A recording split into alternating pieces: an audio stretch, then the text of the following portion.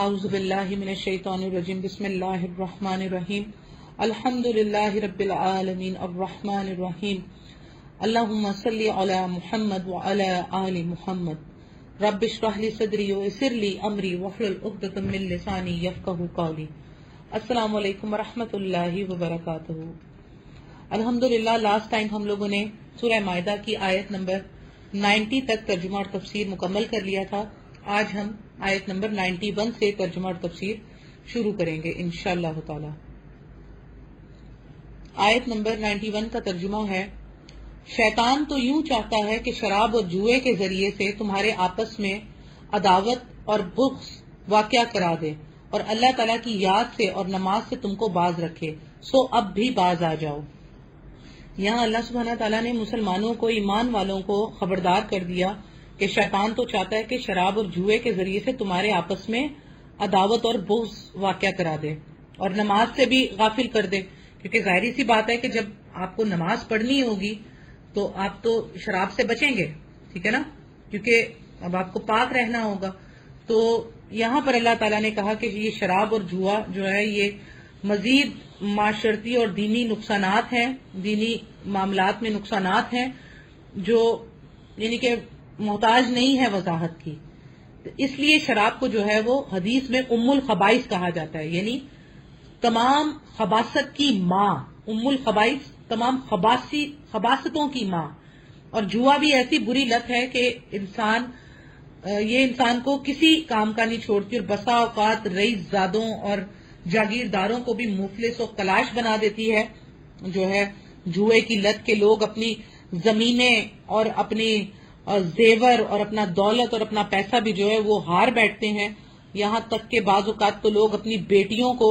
داؤ پر لگا دیتے ہیں۔ بعض لوگ اس نشے کی لت میں اور پھر جوئے کی لت میں، کیونکہ جو نشے کی لت میں ہوتا ہے اگر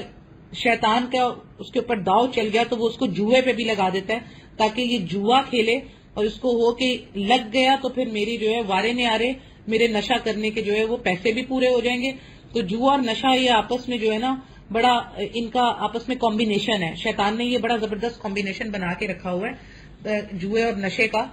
کہ لگ گیا جوا لگ گیا تو پھر جو ہے وہ وارے نیارے ہو جائیں گے، تو میں آرام سے اپنا نشہ کرتا رہوں گا، چاہے وہ شراب کا نشہ ہو، ڈرگز کا نشہ ہو، چرس کا، افیم کا،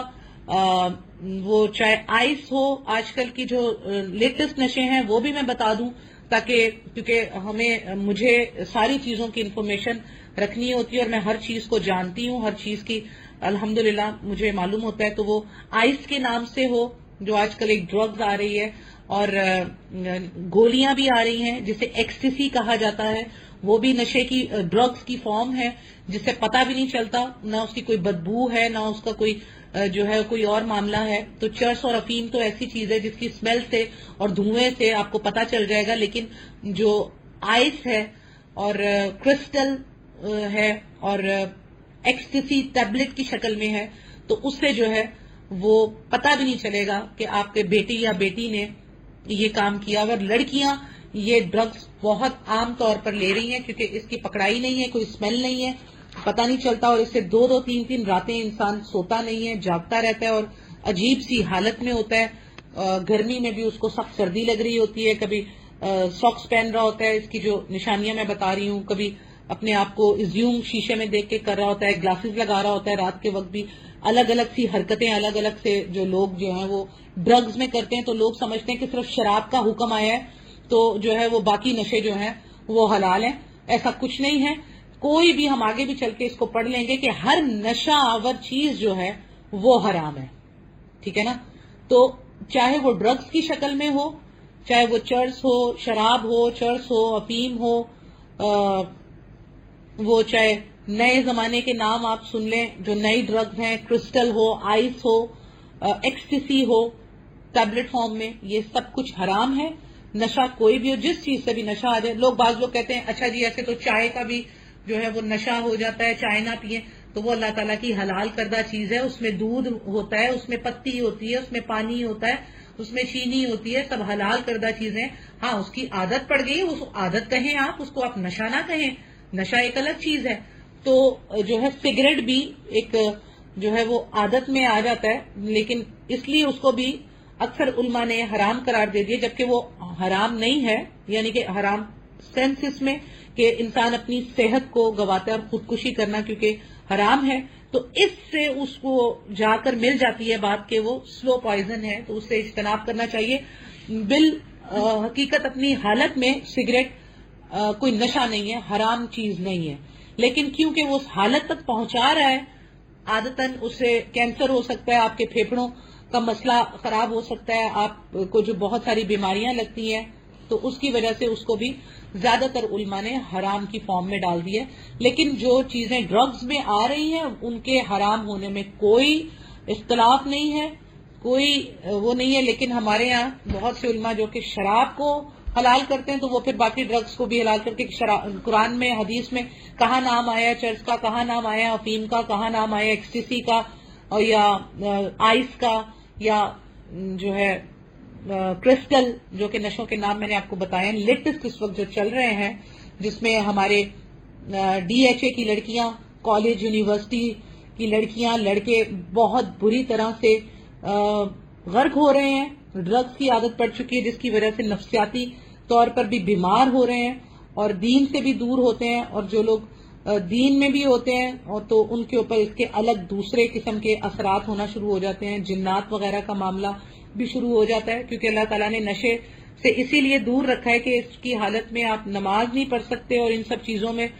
بعض لوگ سمجھتے ہیں کہ ڈرگز میں بندہ نماز پڑھ لیتا ہے تو اس کی وجہ سے کیا ہوتا ہے کہ شیطان اس پر غالب آ جاتا ہے، اور یہ بہت سے کیسز میں نے اپنی آنکھوں سے دیکھے ہیں، اور میں ان سب چیزوں کو بہت قریب سے اچھی طرح سے جانتی ہوں جو آپ کو بیان کر رہی ہوں۔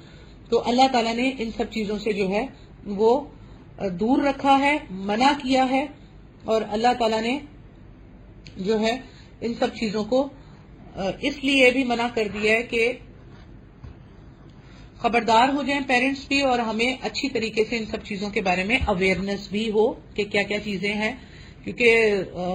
آج کل ایسے نشے آ چکے ہیں کہ جن کی نہ کوئی اسمیل ہے نہ کوئی پکڑائی ہے، وہ ایکسٹیسی چھوٹی سی ٹیبلٹ ہے، وہ آپ منہ میں رکھ لیں اور بس وہ 3 دن تک آپ جو ہے وہ نشے میں رہیں گے۔ تو اس سے جو ہے جو اپنے بچوں کے اوپر نظر رکھیں، اور اچھی طرح سے ان چیزوں کے اوپر، خاص طور پر جو ڈرگز جو ہے وہ شراب سے بھی زیادہ خطرناک ہے، ٹھیک ہے۔ آیت نمبر 92 کا ترجمہ ہے، اور تم اللہ تعالیٰ کی اطاعت کرتے رہو اور رسول صلی اللہ علیہ وسلم کی اطاعت کرتے رہو، اور احتیاط رکھو، اگر اعراض کرو گے تو یہ جان رکھو کہ ہمارے رسول کے ذمے صرف صاف پہنچا دینا ہے۔ لیکن یہاں پر اللہ تعالیٰ نے دوبارہ کر دیا، کہہ دیا وَأَطِیعُوا اللَّهَ وَأَطِیعُوا الرَّسُولَ، ٹھیک ہے نا، اللہ تعالیٰ کی اطاعت کرو اور رسول صلی اللہ علیہ وسلم کی اطاعت کرو۔ رسول صلی اللہ علیہ وسلم کی اطاعت کیسے ہوگی؟ احادیث صحیحہ سے، مستند احادیث کے ذریعے سے نبی صلی اللہ علیہ وسلم کی اطاعت ہوگی۔ جو انکار حدیث ہیں اور حدیث پہ جو صحیح احادیث، مستند احادیث پہ جو ہے وہ کہتے ہیں جی یہ کیسے ہو گیا، نبی صلی اللہ علیہ وسلم پہ جادو کیسے ہو گیا، اور صحیح بخاری میں جادو کا آیا ہے کہ نبی صلی اللہ علیہ وسلم پر جادو ہوا، اور اس کے معاملے میں کیا معاملہ ہے، اس کو ضرور ہم ڈسکس کریں گے آگے چل کر انشاءاللہ، جب حضرت موسیٰ علیہ السلام کا جادوگروں کے ساتھ واقعہ آئے گا، آیات آئیں گی، تو اس وقت جو ہے اس کا بات کرنے کا مزہ آئے گا، کیونکہ کانٹیکٹ اس وقت ہمارا وہی ہوگا، ہمارا اس وقت موضوع بھی وہی ہوگا، اس کو بھی چل کے آگے کریں گے۔ تو نبی صلی اللہ علیہ وسلم کی اطاعت کرنی ہے کس شکل میں؟ سنت کی شکل میں، احادیث کی شکل میں، اور سنت کیا ہے؟ احادیث سے پتہ چلیں گی۔ اور اللہ تعالیٰ کہہ رہے ہیں کہ اگر اسے اعراض کرو گے تو جان رکھو کہ میرے رسول کے ذمے تو صرف صاف صاف پہنچا دینا ہے، یعنی کہ یہ قرآن میں نے اپنے رسول پہ نازل کر دیا تو آتی اللہ ہو گیا، اللہ کی فرما برداری کرو گے اس قرآن کے ذریعے سے، تم جو ہم نے اپنے رسول پر نازل کیا وہ پہنچانا ہمارے رسول کا کام ہے، تم تک وہ پہنچا دیے، اور اپنی احادیث یعنی سنت کے مطابق تمہیں خود سنت کو اپنی عملی جامع زندگی کو پہنا کر تمہیں زندگی گزار کر تمہیں دکھا دی ہے کہ کیا ہے شریعت، کیا ہے اسلام، کس طرح سے کیا معاملات کرنے ہیں بیویوں کے ساتھ، اچھا شوہر کون ہے نبی صلی اللہ علیہ وسلم، اچھا جو ہے بیٹا کون ہے نبی صلی اللہ علیہ وسلم، اچھا باپ کون ہے نبی صلی اللہ علیہ وسلم، اچھا جو ہے خلیفہ کون ہے نبی صلی اللہ علیہ وسلم، اچھا آرمی کا جو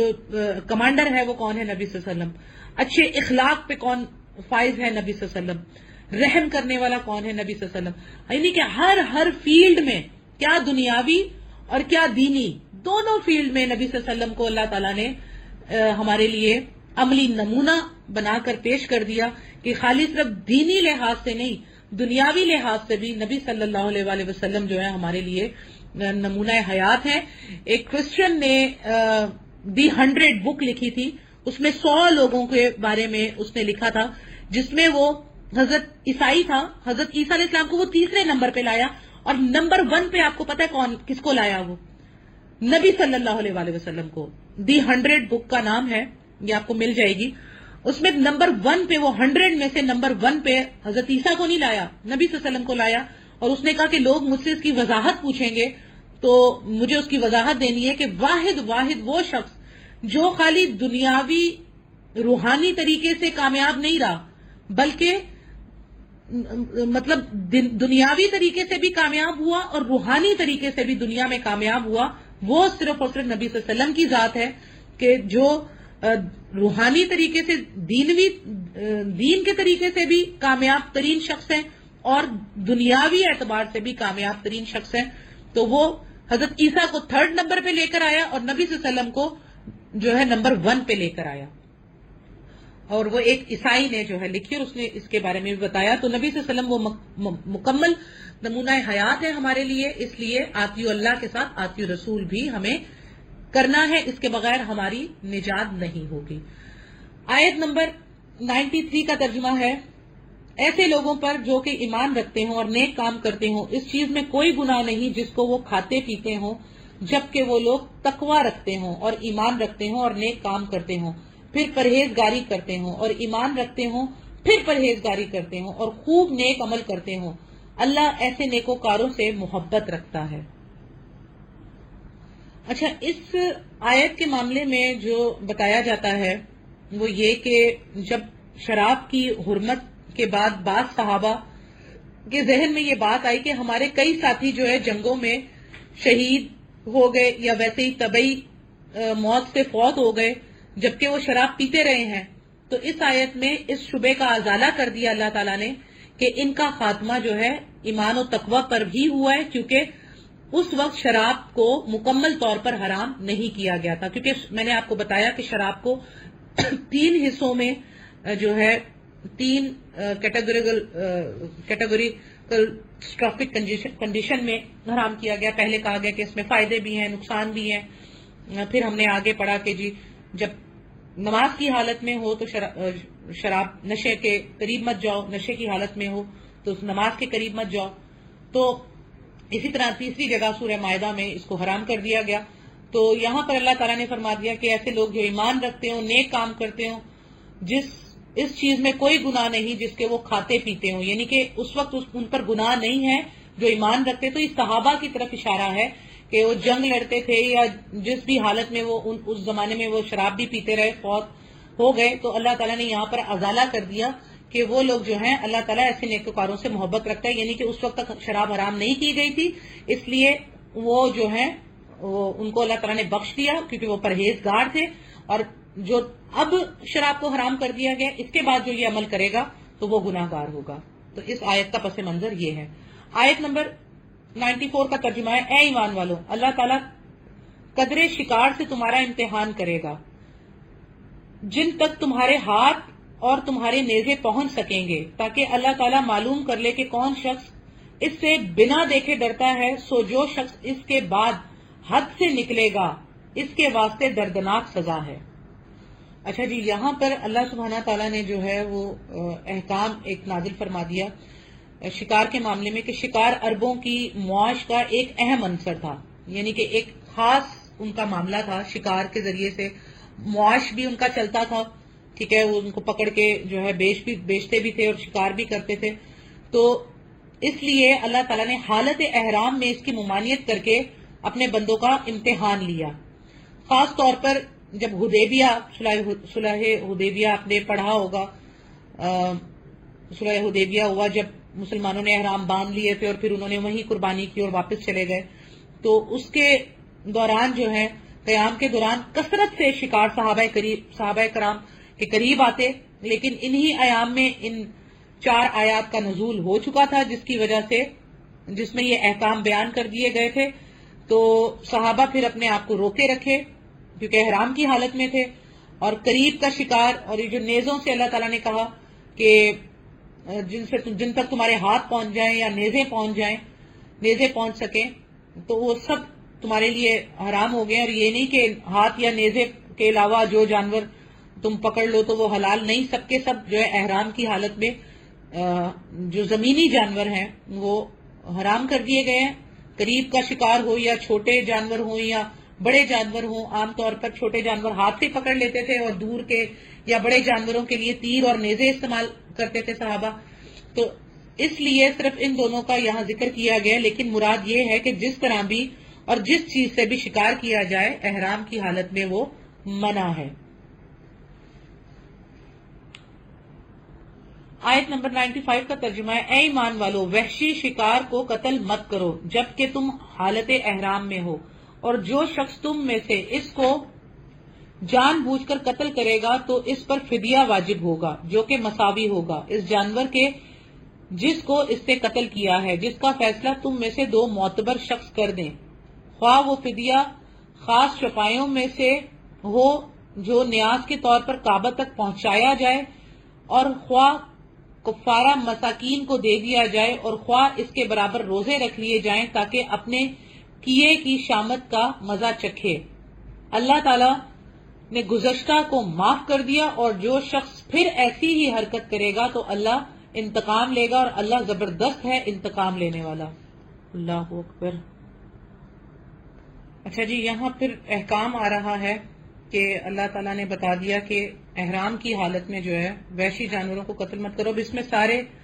امام شافعی نے اس سے مراد صرف ان جانوروں کو قتل لیا ہے جو معقول لحم ہیں، یعنی جو کھانے کے کام میں آتے ہیں. دوسرے بری جانوروں کا قتل وہ جائز قرار دیتے ہیں، جبکہ یہ بات صحیح نہیں ہے، کیونکہ ہر امام کی وہ بات لی جائے گی جو احادیث اور قرآن کے مطابق ہوگی. جس امام کی بات ملے وہ لے لیں، جس کی نہ ملے اسے چھوڑ دیں. تو یہاں امام شافعی کی یہ بات صحیح نہیں ہے. باقی جو جمہور علماء کے نزدیک اس میں کوئی فرق نہیں ہے کہ وہ جانور چاہے بڑا ہو چھوٹا ہو، کوئی ایسا یعنی کہ ہرن ہو یا اونٹ ہو، کوئی بھی ہو، بڑا ہو چھوٹا ہو یا ایسا جانور جو بھی قتل کیا جائے گا تو وہ سب برابر میں آئیں گے. اور غیر معقول دونوں جانور، معقول اور غیر معقول دونوں جانور شامل ہوں گے. البتہ ان جانوروں کا قتل جائز ہے جس کا احادیث میں بتا دیا گیا ہے، وہ 5 سے 6 چیزیں ہیں.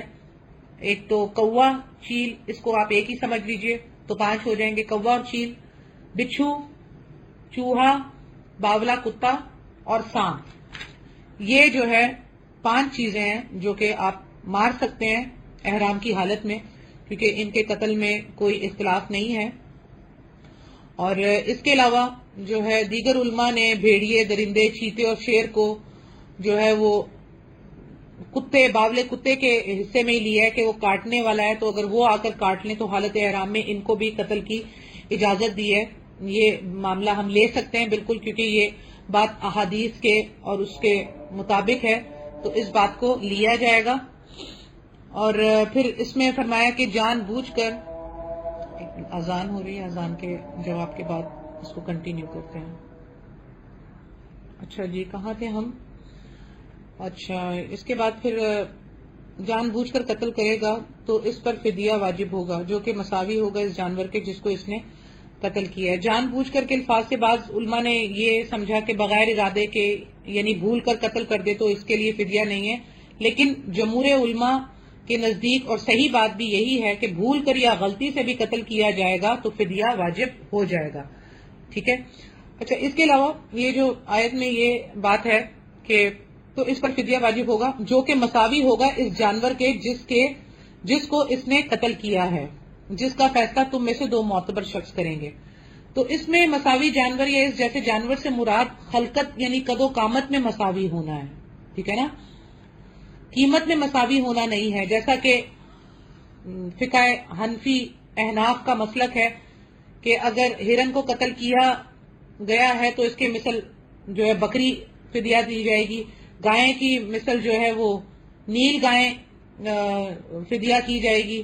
البتہ جس جانور کا مثل نہ مل سکتا ہو وہاں اس کی قیمت بطور فدیہ لے کر مکہ پہنچا دی جائے. تو یہ بات صحیح نہیں ہے. کہ مقتول جانور کی مثل مساوی فلاں جانور ہے، اور اگر وہ غیر مثلی یا مثل دستیاب نہیں تو اس کی اتنی قیمت ہے، اس قیمت سے غلہ خرید کر مکہ کے مساکین میں فی مسکین ایک مد کے حساب سے تقسیم کر دیا جائے، یعنی کہ مد بھر کے، جو مٹھی بھر کے تقسیم کر دیا جائے. تو یہ معاملہ ہے، اور احناف کے نزدیک 2 مد ہیں فی مسکین کے لیے. تو اس کے علاوہ یہ ہے خواہ وہ فدیہ خاص چوپایوں میں سے ہو جو نیاز کے طور پر کعبہ پہنچا دیا جائے. یہ فدیہ یعنی جو آیت میں کہا گیا ہے کہ خواہ وہ فدیہ خاص چوپایوں میں سے ہو جو نیاز کے طور پر کعبہ پہنچا دیے جائے، خواہ کفار مساکین کو دے دیا جائے. یہ پوری آیت جو ہے یہ اس کے معاملے میں یہ فدیہ جو ہے جانور یا اس کی قیمت کعبہ پہنچائی جائے گی، اور کعبہ سے مراد حرم ہے، ٹھیک ہے نا، حرم کے اندر، حرم کی حدود میں، یعنی اس کی تقسیم حرم مکہ کی حدود میں رہنے والے مساکین پر ہوگی، اس سے باہر کے مساکین پر نہیں ہوگی، یہ بھی شرط ہے. اور یعنی جو کفارہ طعام کھانے کو کہتے ہیں، مساکین ہو یا اس کے برابر روزے، دونوں میں سے کسی ایک پر عمل کرنا جائز ہے. یعنی کہ یا تو فدیہ دے دیں آپ جانور کا، اور جو ہے یا آپ وہ نہیں دے سکتے تو آپ روزے رکھ لیں گے، کسی پر بھی عمل کرنا جائز ہے. مقتول جانور کے حساب سے طعام میں جس طرح کمی بیشی ہوگی، روزوں میں بھی کمی بیشی ہوگی. مثلا احرام والے نے ہرن قتل کیا ہے، یعنی کہ جو احرام کی حالت میں ہے اس نے ہرن قتل کیا ہے، تو اس کی جو ہے بدلے میں وہ بکری جو ہے وہ فدیے میں دے گا. یہ فدیہ حرم مکہ میں ذبح کیا جائے گا. اگر یہ نہ ملے تو ابن عباس رضی اللہ تعالیٰ عنہ کے قول کے مطابق 6 مساکین کو کھانا یا 3 دن کے روزے رکھنے ہوں گے. اور اگر اس نے 12 سنگھا یا سانبھر یا اس جیسا کوئی جانور قتل کیا ہے تو اس کی مثل گائے ہے. اگر یہ دستیاب نہ ہو تو اس کی طاقت نہ ہو تو 20 مساکین کو کھانا یا 20 دن کے روزے رکھنے ہوں گے. یا ایسا جانور شتر مرغ یا گورخر وغیرہ قتل کیا ہے جس کی مثل اونٹ ہے، تو اس کی عدم دستیابی کی صورت میں 30 مساکین کو یا تو اونٹ ذبح کر دیا جائے گا یا 30 مساکین کو کھانا کھلایا جائے گا. ٹھیک ہے، وہ بھی نہیں ہو سکا تو پھر 30 دن کے روزے رکھنے ہوں گے. ٹھیک ہے، اور روزوں کا میں نے وہی بتا دیا کہ ایک ساتھ رکھنے ہوں گے. ہاں اگر کوئی بیماری یا کوئی مسئلہ آ گیا اور روزہ بیچ میں رہ جاتا ہے تو اللہ کو معلوم ہے، تو پھر آپ اس کو جیسے 5 رکھیں اور چھٹے دن آپ بیمار ہو گئے ہیں، واقعی سچ مچ بیمار ہو گئے ہیں، تو آپ وہ چھٹا روزہ آپ کا پھر 5 ہی کاؤنٹ ہوں گے. چھٹا چھوڑ کے پھر آپ جو ہے پھر وہی 1 دن کے بعد چھٹے سے ہی آپ کا شروع ہوگا. لیکن اگر سستی کی وجہ سے جان بوجھ کے چھوڑ دیا تو پھر 1 سے 30 تک رکھنے ہوں گے. تو اس میں یہ خیال کرنا ہوگا. تو یہ معاملات جو ہے اللہ تعالیٰ نے بیان کر دیے ہیں. اچھا، اور مراد زندہ جانور ہی ہیں کہ جو ہے جو زمین کے جانور ہیں اور زندہ جانور ہیں. لیکن مچھلی کے معاملے میں یہ ہے کہ مچھلی کا جو ہے وہ معاملہ تھوڑا الگ ہے، جسے ہم آگے پڑھیں گے. اور یہ سارے احکامات اللہ تعالیٰ نے بتا دیے، اللہ تعالیٰ نے کہا یہی کرنا ہے جیسے بتایا گیا. اور اگر کوئی ایسا معاملہ، اول تو کوئی بھی احرام کی حالت میں شکار نہیں کرتا، یہ ساری چیزیں سب کو الحمدللہ ایک مسلمان کو معلوم ہوتی ہیں. لیکن اگر کوئی ایسا معاملہ ہو جائے تو حرم میں وہاں پر علماء موجود ہوتے ہیں، ان سے جا کر رجوع کر لیا جائے، نہ کہ اپنے مسلک کے اوپر چلا جائے کہ حنفی ایسا کرتے ہیں تو مسئلہ احناف میں یہ ہے، تو مسئلہ شافی میں یہ ہے، تو مسئلہ حنبلی میں یہ ہے، تو مالکی میں یہ ہے. بلکہ آپ حرم میں موجود ہوں گے تو وہاں حرم میں آپ جا کے حدیث سے پوچھئے کہ جی حدیث میں کیا معاملہ ثابت ہے، یا کس امام نے قرآن کی اور حدیث کی اس بات سے اس کی بات قریب ہے، اس میں آپ کو وہ فتویٰ دیں گے، باقاعدہ جو ہے دلیل دیں گے. اس کے حساب سے آپ معاملہ کر لیجئے اگر کسی کو علم نہ ہو. لیکن جب آپ قرآن پڑھیں گے تو آپ کو خود پتا ہوگا، آپ کے لیے آسانی ہو جائے گی اور فیصلہ کرنے میں بھی آپ کو علم ہوگا کہ آپ نے کیا کرنا ہے. آیت نمبر 96 کا ترجمہ ہے، تمہارے لیے دریا کا شکار پکڑنا اور اس کا کھانا حلال کیا گیا ہے تمہارے فائدے کے واسطے اور مسافروں کے واسطے، اور خشکی کا شکار پکڑنا تمہارے لیے حرام کیا گیا ہے جب تک تم حالت احرام میں رہو، اور اللہ تعالیٰ سے ڈرو جس کے پاس جمع کیے جاؤ گے، یعنی کہ جس کے پاس ہم نے واپس جانا ہے. تو یہاں جو ہے مراد زندہ جانور تو آ گئے آپ کے زمین کے جانور جن کا بھی ہم پچھلی آیت میں پڑھ کر آئے ہیں. اب پانی کے جانور جو ہے نا وہ آپ کے لیے حالت احرام کی حالت میں جائز کر دی اللہ تعالیٰ نے، اس لیے کہ اللہ تعالیٰ کہہ رہے ہیں تمہارے واسطے اور مسافروں کے واسطے خشکی کا شکار پکڑنا تو حرام کر دیا گیا، لیکن تمہارے فائدے کے لیے جو ہے وہ ہم نے پانی کے جان، دیکھیں اللہ تعالیٰ نے کیسا جو ہے متبادل آپ کو دے دیا. اللہ کتنا رحم کرنے والا ہے کہ اس نے اگر ایک جگہ اپنی قدرت کی چیزوں کو آپ پر، اپنی نعمتوں کو روک دیا تو دوسری جگہ آپ کو اجازت بھی دے دی کہ پانی کے جانور آپ کھائیں، جو مرضی کھائیں آپ. تو مچھلی جو ہے سمندر سے، سمندر یا دریا باہر پھینک دے یا پانی کے اوپر آ جائے، جس طرح کی حدیث میں بھی وضاحت ہے کہ سمندر کا مردار بھی حلال ہے. تو اس کی تفسیر کے لیے جو ہے وہ احادیث کو اچھی طریقے سے پڑھ لیا جائے تو اس سے پتہ چل جائے گا. تو مچھلی وغیرہ جو ہے وہ اللہ تعالیٰ نے جو آپ کے لیے حلال کر دی ہے، حالت احرام کی حالت میں آپ جو ہے وہ پانی کے جانور کو، مچھلی جیسے ہے، جھینگا ہے، جھینگا حرام نہیں ہے، احناف نے جھینگا کو حرام قرار دیا ہوا ہے، ویل مچھلی کو بھی قرار دیا ہوا ہے کہ وہ بھی حرام ہے. تو یہ ساری چیزیں حلال ہیں. حرام چیزیں جو اللہ تعالیٰ نے بتا دی ہیں وہ تھوڑی ہیں. حلال چیزوں کی لسٹ اگر بتاتے تو قرآن میں صرف جو ہے وہ قرآن بھی کم پڑ جاتا. اس لیے یہ اللہ تعالیٰ کی حکمت ہے قرآن میں، جس کی وضاحت آپ کو حدیث میں مل جاتی ہے. تو چاہے وہ جھینگا ہو، لابسٹر ہو، کوئی بھی چیز ہو، مچھلی ہو، وہ ساری مچھلی کی ہی فارم میں آئیں گی، وہ سب حلال ہیں. یہ احناف کا معاملہ ہے جو کہ انہوں نے اپنے اوپر حرام کر لیا ہوا ہے کہ جی جھینگا مکروہ ہے تو اس کو حرام نہیں کہتے، تو وہ کہتے ہیں مکروہ ہے. تو یہ مکروہ وغیرہ کچھ نہیں ہے آپ کے لیے. اللہ تعالیٰ نے کہا کہ تمہارے لیے دریا کا شکار پکڑنا اور اس کا کھانا حلال کیا گیا، یعنی کہ اگر آپ پکڑ بھی لیں مچھلی کو تو وہ بھی آپ کے لیے حلال ہے. آیت نمبر 97 کا ترجمہ ہے، اللہ نے کعبہ کو جو کہ ادب کا مکان ہے، لوگوں کے قائم رہنے کا سبب قرار دے دیا، اور عزت والے مہینے کو بھی اور حرم میں قربانی ہونے والے جانور کو بھی اور ان جانوروں کو بھی جن کے گلے میں پٹے ہوں، یہ اس لیے تاکہ تم اس بات کا یقین کر لو کہ بے شک اللہ تمام آسمانوں اور زمین کے اندر کی چیزوں کا علم رکھتا ہے، اور بے شک اللہ سب چیزوں کو خوب جانتا ہے.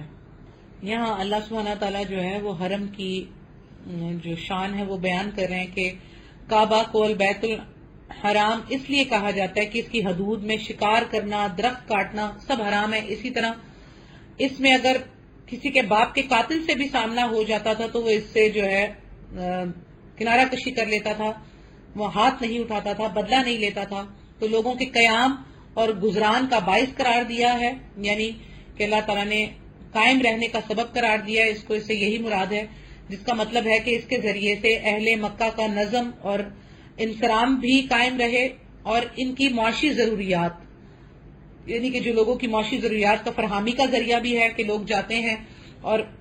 وہاں پر جو ہے جانور ذبح کرتے ہیں، مساکین کو کھانا ملتا ہے، لوگوں کو کھانا ملتا ہے، اور یہ آج کل کے جیسے ہمیں پتا ہے کہ یہ معاشی ضروریات کی فراہمی کا ذریعہ بھی ہے. اسی طرح اللہ تعالیٰ نے حرمت والے جو جانور ہیں ان کے بارے میں بھی بتا دیا کہ حرم میں قربانی والے جانوروں کو بھی اور ان جانوروں کو بھی جن کے گلے میں پٹے ہوں، کیونکہ جو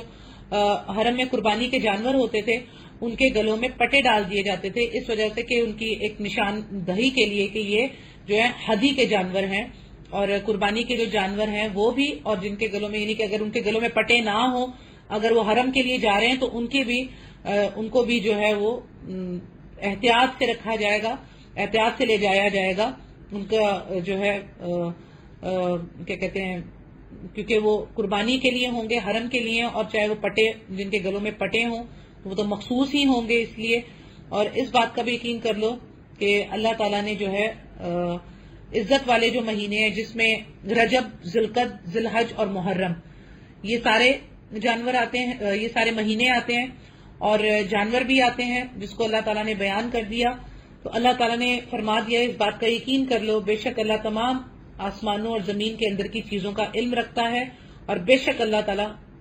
سب چیزوں کو خوب جانتا ہے. ان سب چیزوں کا جو ہے احترام کرنا تم سب پر لازم ہے. ان سب چیزوں کا جو قربانی کے جانور ہیں چاہے وہ پٹے والے ہوں یا بغیر پٹے کے ہوں، دونوں کا احترام کرنا ہے. اسی طرح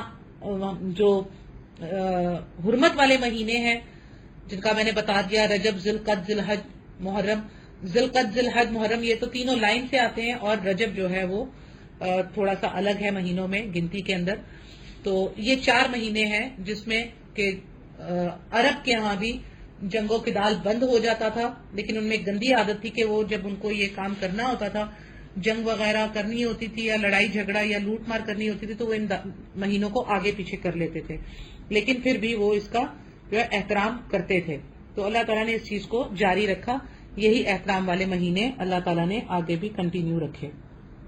اسی آیت کے بعد آیت نمبر 98 میں اللہ تعالیٰ نے فرما دیا، تم یقین جانو کہ اللہ تعالیٰ سزا بھی سخت دینے والا ہے، اور اللہ تعالیٰ بڑی مغفرت اور بڑی رحمت والا بھی ہے۔ یعنی کہ اگر غلطی سے کسی سے کچھ ہو جائے تو فدیہ ہے، اللہ تعالیٰ جو ہے وہ آپ کو کچھ سزا نہیں دے رہا، فدیہ نہیں دے سکتے جانور کا، تو اس کی جگہ مساکین کو کھانا کھلا دو، وہ بھی نہیں کر سکتے ہو تو پھر جو ہے وہ روزے رکھ لو، کچھ نہیں۔ تو اللہ تعالیٰ نے جو ہے آسانیاں بھی دی ہیں، تو اللہ تعالیٰ کہہ رہا ہے کہ میں سخت سزا دینے والا بھی ہوں اور میں رحمت کرنے والا ہوں، تو اپنی نیتوں کو جو ہے وہ اپنے قابو میں رکھو، کیونکہ میں نیتوں کا جاننے والا ہوں۔ تو اللہ تعالیٰ نے اپنی دونوں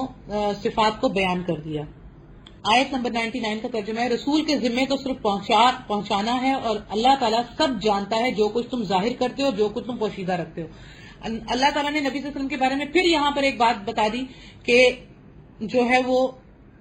نبی صلی اللہ علیہ وسلم کچھ جانتے نہیں ہیں، اللہ سب کچھ جانتا ہے، وہ سب باتوں کو پہچانتا ہے، اس کو پتا ہے کہ کیا ہے تمہارے دلوں میں، کیا تم چھپا رہے ہو، کیا تم پوشیدہ رکھ رہے ہو۔ نبی صلی اللہ علیہ وسلم کو تو نہیں پتا، وہ تو ان کے تو ذمہ ہے پہنچانا، وہ تم تک پہنچا دیں گے، آگے تمہاری ساری چیزوں کو میں جانتا ہوں، مجھ سے تم کوئی چیز نہیں چھپا سکتے۔ تو نبی صلی اللہ علیہ وسلم پر اس چیز کا کوئی جو ہے وہ بہتان کوئی نہیں لگا سکتا کہ جی یہ ہے یا وہ ہے، ان کا کام ہے صرف تم تک پہنچا دینا، باقی میں تم لوگوں کو دیکھ رہا ہوں۔ آیت نمبر 100 کا ترجمہ ہے، آپ وسلم فرما دیجئے کہ ناپاک اور پاک برابر نہیں، گو آپ کو ناپاک کی کثرت بھلی لگتی ہو، اللہ تعالیٰ سے ڈرتے رہو اے عقل مندو تاکہ تم کامیاب ہو۔ اچھا، خبیث ناپاک سے مراد حرام یا کافر یا گناہ گاری یا ردی، یہ سب مراد ہیں، اور پاک سے مراد طیب، پاک سے مراد حلال یا مومن یا فرما بردار اور عمدہ چیز ہے، یہ سارے ہی مراد ہیں۔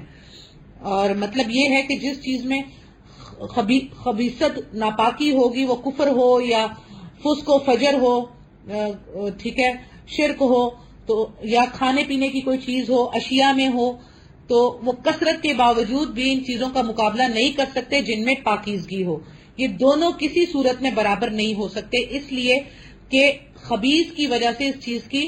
جو ہے وہ برکت ختم ہو جاتی ہے، جبکہ جس چیز میں پاکیزگی ہوگی اس سے اس کی برکت میں اضافہ ہو جائے گا۔ تو اللہ تعالیٰ نے یہاں پر بھی جو ہے وہ معاملہ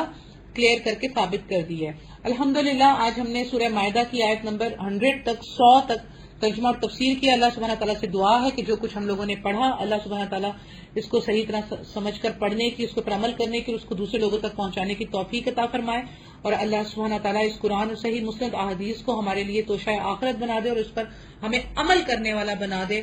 اور ہر لمحے ڈرنے والا، پاکیزگی اور تقوی اختیار کرنے والا بنا دے۔ آمین ثم آمین یا رب العالمین، وآخر دعوانا ان الحمد للہ رب العالمین۔ السلام علیکم ورحمۃ اللہ۔